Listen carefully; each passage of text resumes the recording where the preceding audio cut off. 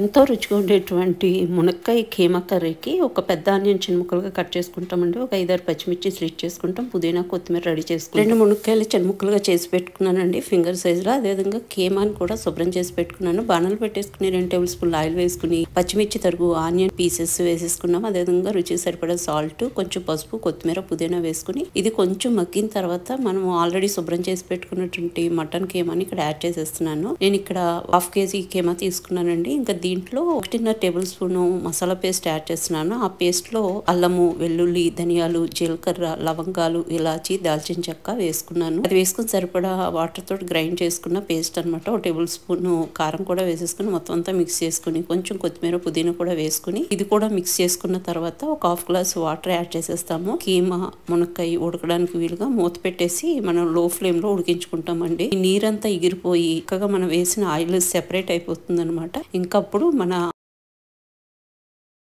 Mutton keema with మునక్కాయ ready అయిపోతుంది. ఎంత బాగుంటుందో చెప్పలేనండి. తినే కొద్దీ తినాలనిపిస్తుంది. చాలా చాలా టేస్టీగా ఉంటుంది అనమాట. ఇంకా దీని కాంబినేషన్ లో పెసరపప్పు చారు కానీ, రసం కానీ లేదా సాంబార్ కానీ పెట్టుకుంటే అసలు అద్దిరిపోతుందండి. వేడివేడి అన్నంలో ఇది వేసుకుని తిని చూడండి. మాట్లాడటానికి మాటల్లే, తింటూనే ఉండాలి అనిపిస్తుంది. మునక్కాయ కీమా కర్రీ చాలా చాలా బాగుంటుంది. డెఫినెట్ గా ట్రై చేసి చూడండి. మీకు చాలా చాలా నచ్చుతుంది.